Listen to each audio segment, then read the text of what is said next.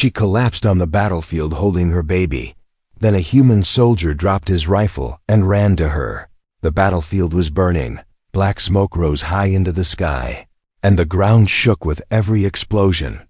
The air was full of dust, screams, and the sharp smell of blood. Metal twisted, fires roared, and the sky was no longer blue. It was red, gray, and full of death. Sergeant Mason ran through the broken field, his boots heavy with mud and ash. His squad was ahead, shouting orders, dodging fire, searching for survivors. His helmet beeped new enemy drones incoming. He looked to the side, ready to move forward, when he heard something strange. It wasn't gunfire, it wasn't screaming. It was soft, high-pitched, and desperate. It was a baby's cry. He stopped. The cry came again, louder this time. It was nearby. Behind a broken transport vehicle, his heart pounded, and his instincts screamed at him, "Keep going." But his feet moved on their own. Turning toward the sound, he raised his rifle and approached the vehicle slowly. One more step, then another, and then he saw her. An alien woman, lying in the mud, her clothes torn, her body covered in blood and ash. She held a small baby wrapped in cloth, shaking from the cold. Her breathing was shallow, her face pale, and her lips trembling. She looked like she hadn't eaten in days, maybe longer. She had collapsed, her arms still wrapped around the child, refusing to let go, even as her strength gave out.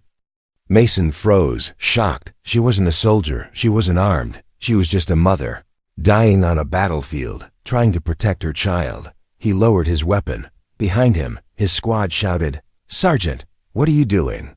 Get back here." But he didn't answer. He ran to her, dropping his rifle in the mud without thinking. The woman's eyes opened slightly, full of fear. She saw a human soldier coming toward her, and tried to lift her arm to protect her baby, but she was too weak. Mason knelt beside her, hands open, trying to show he meant no harm. "It's okay," he said softly, though he knew she didn't understand his words. "I'm not going to hurt you." The baby cried again, a sharp, painful sound. Mason reached for the child slowly. Carefully, the woman tensed, but didn't stop him. He touched the baby's blanket. It was soaked with blood. The child's small foot had been burned, probably from a nearby explosion. He looked at the woman again. Her lips moved, whispering something in her alien tongue. Her hand touched his arm gently, her eyes pleading, full of pain. Mason nodded. Even though he didn't understand, he gently lifted the baby and cradled her in his arms. Then he picked up the woman too, holding them both tightly. Gunfire cracked in the distance, and Mason ran, carrying them both toward cover. His legs burned, his chest ached, but he didn't stop. He passed his squad, who stared in shock. "Sergeant, what the hell are you doing?" Someone shouted, "She's an enemy." Another yelled. Mason kept running, his voice firm. "She has a baby. She's not a soldier. No orders can stop me from saving a child." He reached a broken bunker near the edge of the field. It was half buried, dark, but safe for now. He laid the woman down gently on a blanket he pulled from his pack, then checked the baby's wound again. It was getting worse, turning dark purple. He had no med kit left, no painkillers, only some water and emergency rations. He gave the baby a few drops of water, then tried to clean the wound with a piece of cloth. The baby cried in pain, and the mother winced, tears running down her cheeks silently. Mason felt something twist in his chest, a deep ache he hadn't felt in years, not since Earth's last war, when he had lost his own sister and her child in a refugee camp. He remembered how no one came to help them in time. Not this time, he thought, not again. He looked out the broken window of the bunker. Enemy drones flew overhead, searching, scanning. His radio buzzed with orders, updates, retreat commands, but Mason turned it off. For now, this bunker was his world, just a dying mother, her injured child, and a soldier who had chosen to protect them. The battlefield was still burning outside, but inside this broken bunker, something else had started, a fragile hope. He didn't know what came next, but one thing was clear. He would not leave them behind. Mason sat in the dark bunker, the sound of distant bombs still shaking the ground every few seconds. The alien woman was lying on a folded blanket, barely conscious, her arm resting protectively over her baby. Mason had no idea what species she was, or what language she spoke, but it didn't matter. She was a mother, and her baby needed help. That was all he needed to know outside. The battlefield was still alive with fire and screams, but in this cold metal room, everything was still, too still. The baby whimpered softly, the sound cutting through the silence. Mason reached into his pouch and pulled out a small ration bar. He didn't know what they ate, but it was soft, and the baby might take it.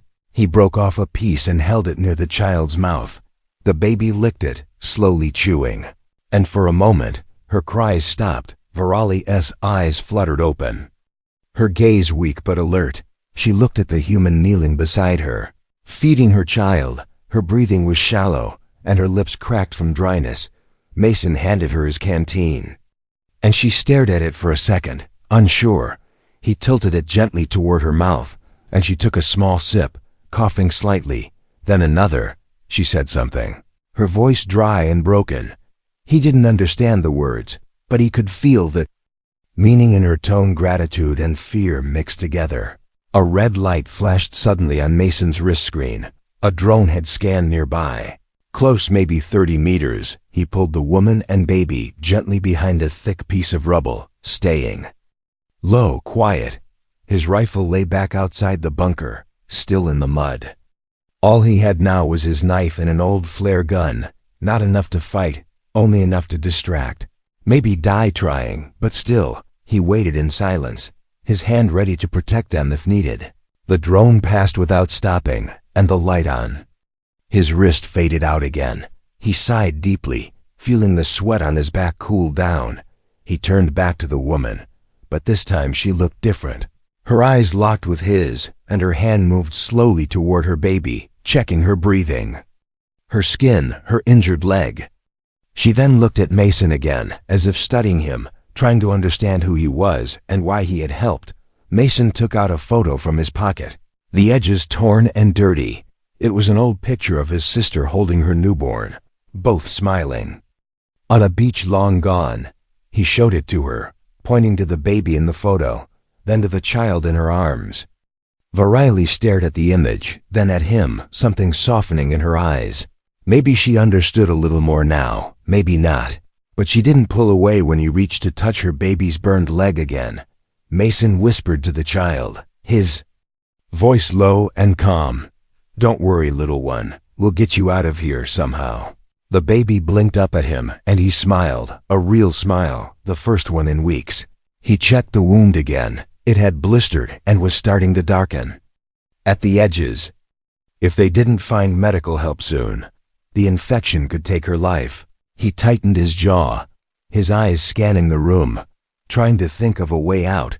Radioing base would mean giving up their location, which might bring enemy fire. Waiting too long would mean the baby could die. He was out of time and out of good choices. Suddenly, voices echoed faintly outside. Not human voices, not like his own. Alien speech, slow and sharp. Soldiers sweeping the area, maybe looking for survivors or witnesses. He gently pressed his finger to the mother's lips, signaling her to stay silent. She nodded slightly, and together they held their breath. The baby whimpered once, and Mason covered her mouth gently, whispering soft sounds to calm her. The footsteps got louder, closer. The shadows of figures passed the opening of the bunker. Mason's hand moved toward the flare gun, knowing it wouldn't do much. But the figures kept walking, passing by without stopping, their voices fading into the wind again. He waited 5 more minutes before exhaling. Virali looked at him, with something new in her eyes, not just fear, not just pain. It was a question, a silent one. "Why are you helping me?" Mason didn't have an answer, not one she'd understand anyway, but he said it anyway, his voice barely above a whisper. "Because no one helped my sister when she needed it." The words meant nothing to her, but the tone did, and in that moment, the distance between alien and human faded just a little. Night was coming, and with it, more danger. But for now, the three of them, soldier, mother, and child, were alive, and Mason knew, deep inside, that this was only the beginning. The bunker was cold, dark, and broken, but it was the only safe place left. Mason sat with his back against the wall, watching the alien mother hold her baby close. The child had stopped crying, but her small body shook from time to time. Mason didn't know if it was the cold, the pain, or something else. He had done all he could with the little supplies he had, but it wasn't enough. The alien woman, he still didn't know her name, was watching him carefully now. Her eyes were sharp, full of suspicion and confusion. She didn't understand why he had helped her, and maybe she didn't trust him yet. Mason couldn't blame her. They had fought against her people for months, maybe years. And now, in the middle of this ruined battlefield, a human soldier had saved her instead of killing her. It didn't make sense, not to her, not even to him. He opened a small metal box near the wall, pulling out an old power cell. It still had a little energy left, just enough to power the heat coil inside. He placed the coil in the center of the bunker and clicked it on. A small orange light came to life, spreading gentle warmth. The woman flinched at first, then relaxed slightly as the warmth reached her hands. She pulled the child closer, letting the baby feel it too. Mason moved slowly. Not wanting to scare her, he pointed to himself. "Mason," he said slowly, tapping his chest, then pointed at her. Raising his eyebrows in question, she stared for a moment, her lips tight, then finally spoke. "Virali," she said softly. It was the first word she had spoken to him that he could understand. Mason nodded, repeating it slowly. "Virali." She didn't smile, but her shoulders relaxed just a little. He pulled out a data chip from his jacket and tapped it, projecting a small map into the air. It showed the battlefield, the destroyed supply routes, and a red circle far to the north, a neutral zone, a refugee outpost. If he could get her and the baby there, they might survive, but the journey would be hard. And the baby's condition was getting worse every hour. He pointed to the map, then to Virali and her child, then mimed walking. She understood enough to frown and shake her head. She was too weak to walk, and she knew it. He nodded, understanding, then stood and walked to the corner of the bunker. He picked up some old scrap metal and wires, piecing together a makeshift sled with straps. It wasn't strong, but it would carry her if needed. She watched him in silence, unsure if this was some trick or a miracle. The child coughed suddenly, a rough, dry sound that made her body tense with fear. Mason rushed over and checked her again. The burn had spread further, the skin around it turning dark and cracked. He cursed under his breath, gripping the flare gun tightly in his hand. He needed help, real medical help, or the baby would not survive the next day. Virali reached out and grabbed his arm, her grip weak but desperate. She said something fast in her own language, her voice breaking with emotion. Mason couldn't understand the words, but her eyes told the story. She was begging him, "Save my child. Do something, anything." He pulled back gently and nodded, his jaw tight with determination. He stepped outside the bunker for the first time in hours, his body low to the ground, scanning for movement. The sky was darker now, smoke still rising, but the drones were gone for the moment. He checked the ground and found what he needed, an old field pack left behind by a fallen medic. He opened it and found one half-used vial of healing gel and a broken injector. It wasn't much, but it might slow the infection back inside. He applied the gel to the baby's burn, working carefully. The baby cried, her tiny fists clenching, but after a few moments, she settled. Virali stared at him as he worked, something slowly shifting in her face. Not fear this time, not hate. Something closer to hope. Mason sat back, wiping sweat from his face. He looked at Virali and said softly, "We're getting you out of here, I promise." She didn't reply, but her eyes followed him as he moved around the bunker, preparing for the next step. She still didn't trust him, not fully, but she didn't stop him either. And that was enough for now. The night was deep now, and the wind outside howled like ghosts moving across the dead land. Inside the broken bunker, Mason sat still, eyes fixed on the narrow doorway. He hadn't slept since morning, but sleep was dangerous now. He had seen too much to trust silence. For long, Varaili and her baby were finally resting. The baby lay on her chest, wrapped in a dirty cloth, breathing slow and soft. The healing gel had worked a little. The fever was lower, but time was running out. Mason knew it, he checked the power cell again, watching the orange heat coil flicker weakly.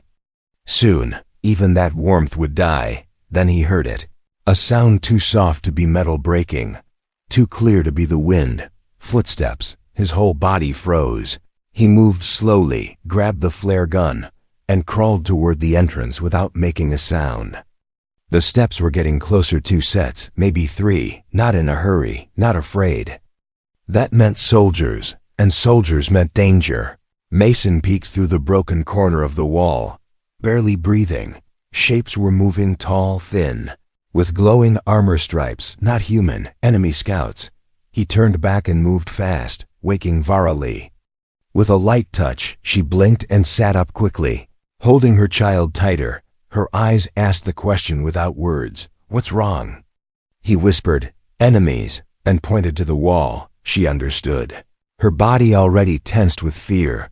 She moved to a corner and tried to cover her child's face, silencing her softly with a song in her own language. It was haunting and soft, like a lullaby wrapped in sadness.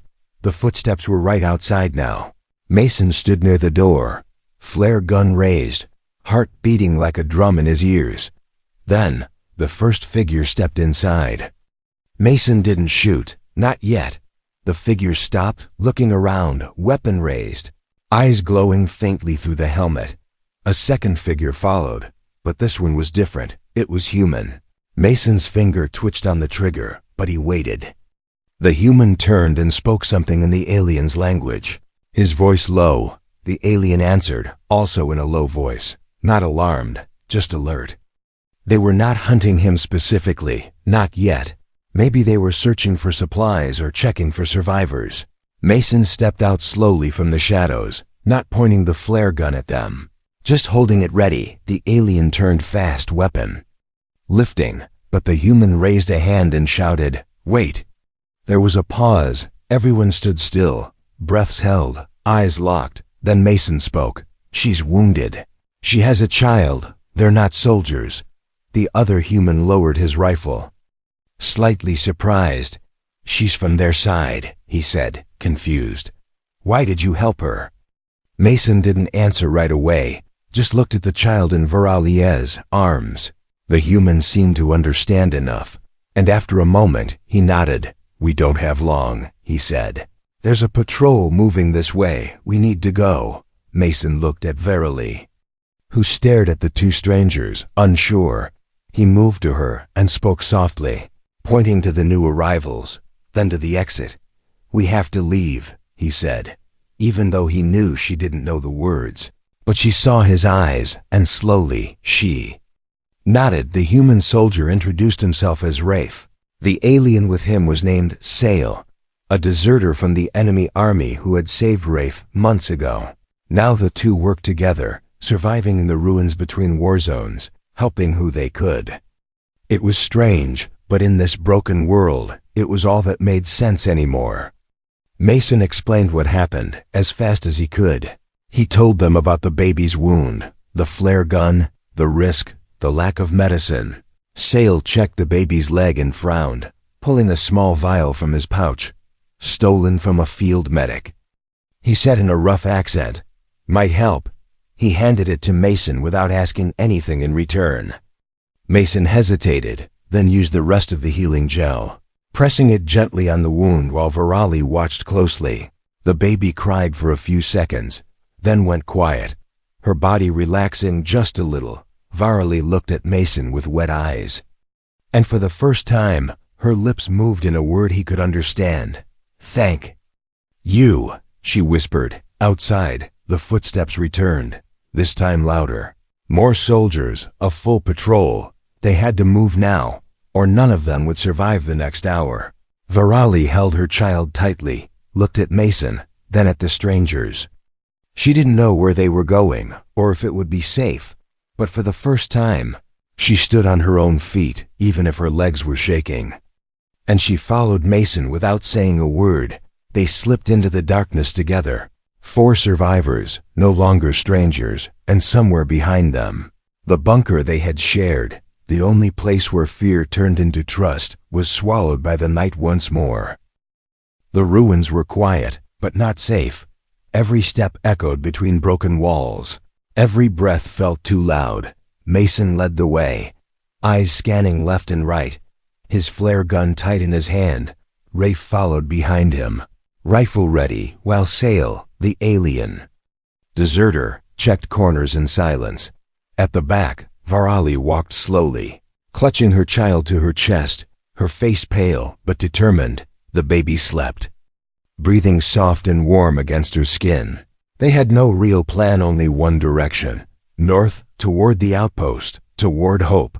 They moved through an old supply tunnel, long forgotten by both armies. Dust covered the ground, and the lights above were dead. Mason's wrist light flickered as he checked their path. The tunnel was collapsing in places, and the air smelled like old chemicals and rust. But it was better than the surface, where drones and death waited. They stopped in a chamber with a broken ceiling, moonlight shining down through twisted steel. Rafe sat on a metal crate, wiping sweat from his face. "We'll rest 10 minutes, he said. "Then we move, before the patrols circle back." Mason nodded and checked on Varali, who had sat down near a wall, holding the baby close. She looked up at him, and for the first time, her eyes didn't show fear, they showed trust. Just a little, but it was real. Sale knelt beside her, and held out a small pouch of food paste. "Alien ration, tastes like dirt," he said, "but it keeps you alive." She hesitated, then took it with a soft nod. Mason sat across from her, watching her feed her baby drop by drop. Each time the child swallowed, Mason felt his chest loosen, just a little. They were still alive, and that was something. Suddenly, a loud rumble shook the floor. Dust fell from above. They all stood at once, weapons raised. "Tunnel blast," Rafe said. "Not far." Mason's eyes widened. "They're collapsing sections to trap us. Or flush us out," Sale added, already moving to the far wall where another tunnel led deeper underground. Mason helped Verily stand, supporting her weight. Her legs were shaking again, but she didn't complain. She just held her baby tighter and followed. They rushed through the lower passage, the ground uneven and slippery. More tremors followed, louder each time. Then the tunnel split into 2 paths. One led upward toward the open plains. The other went deeper into the dark. Rafe pointed to the left. "The plains are faster but exposed," Sale growled. "We go down. Hide in the old substation." Mason looked at Varali, who was barely staying on her feet, and then at the baby, whose leg was wrapped and still raw. He had to choose. He nodded to Sale. "Down we go." Rafe frowned but followed without a word. They climbed into the darkness, the air colder now, the walls damp. The deeper they went, the more it felt like a grave. But Mason didn't stop, because behind him, he could hear the rumble of machines, and they were getting closer. They reached a wide underground chamber, full of broken consoles and shattered glass. Old control panels blinked faint red lights, still alive after all these years. Sale began checking the power systems, searching for anything useful. Rafe took position near the entrance, listening for movement. Mason set down Varali on a dry spot and knelt beside her. The baby opened her eyes and looked at him, not crying, not scared, just watching, like she knew he was there to protect her. Mason smiled, but it faded when he saw her leg again. The infection was spreading too fast. The gel had slowed it, but not stopped it. He needed real medicine, and soon. He stood and turned to Sale. "How far to the outpost if we keep moving underground?"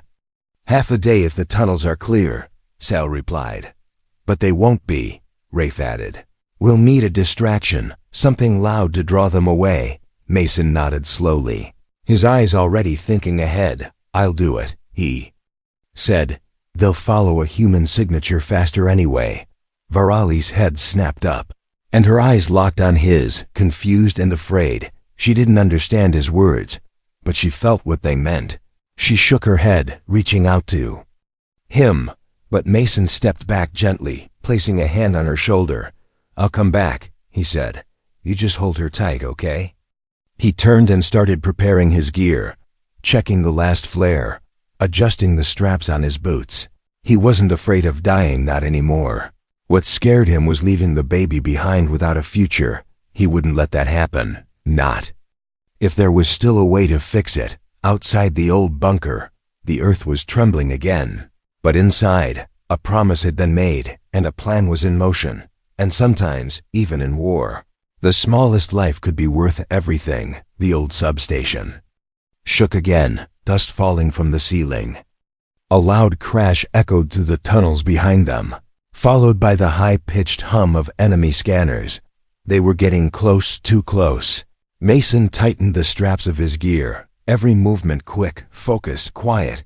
His eyes were locked on the entrance, waiting for the perfect moment. His job was simple: make noise, draw the enemy away, but the cost could be everything. Sale finished setting up the side tunnel's Pathfinder, a small device that mapped safe paths through unstable areas. It would lead Varali and the others toward the outpost if Mason succeeded. If not, the tunnel might collapse behind them. Still, no one argued. There was no time for debates, only action. Mason walked over to Varali, kneeling beside her. One last time, she looked up at him, eyes full of something that couldn't be spoken. Not trust, not love, something heavier, more ancient, the bond of survival, of sharing fear and fire in the same breath. He touched the baby's head gently, the child still resting against her chest, eyes half open. Then he stood and gave a small nod. He didn't need to speak because goodbye was written all over his face. Rafe handed him the last emergency flare. Aim for the ruins just west of here, he said. That'll bring the drones. Sale added a signal jammer to his belt. They'll hunt you by heat and motion. Mason grinned for a second, tired and worn. Let's give them something loud then, without another word. He climbed out through the side shaft and into the higher tunnel. He moved like a shadow, fast and silent, his boots barely touching the ground. He passed bones, wrecked machines, and the remains of long-dead soldiers. The past didn't scare him anymore, only the future did. He stopped near a ventilation shaft and aimed the flare gun upward. He waited, counted the seconds, then fired. The red flare shot into the air through a crack in the earth, painting the sky with smoke and light. Then he ran across open ground, through broken ruins, making as much noise as possible. He shouted, banged metal, set off 2 smoke charges from his vest. Within seconds, drones turned toward him, red eyes glowing in the dark. He saw them coming 4, then 6, then more. He kept running, leading them away from the tunnels, away from the others below, in the substation. Sale gave the signal, and the group began to move. Varali limped but didn't stop, holding the baby close as they followed the Pathfinder's lights. Rafe stayed close, covering the rear, listening to the distant explosions above them. Every blast meant Mason was still alive, still fighting. Every second bought them more time.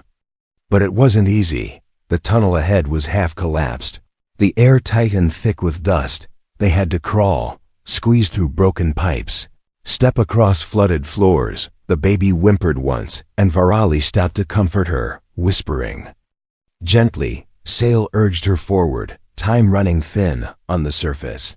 Mason ducked behind a wall as a drone fired plasma at his last known position. He was bleeding from his arm now, but still moving, still breathing. He activated the signal jammer and tossed it into an old tank shell. The explosion lit up the night, shaking the ground beneath him. More drones arrived, but now they were confused, their signals jammed. He grinned again, sprinted for the edge of the ridge, heart racing, lungs on fire. He didn't stop until he collapsed behind a fallen tower, breathing hard, laughing softly. Through the pain, "They better make it," he whispered. Hours later, deep underground, the Pathfinder blinked green. Sail smiled for the first time in days. "We're close," he said. "Just a few more turns." Varali was nearly falling from exhaustion, but her child was still alive, still breathing, and that was enough to keep her feet moving. When they reached the surface exit, the dawn was just beginning to break. Soft light touched the broken ground like a quiet promise. The outpost signal tower was in sight now, rising above the hills like a beacon. Peacekeepers would be there, medics too. It wasn't safety.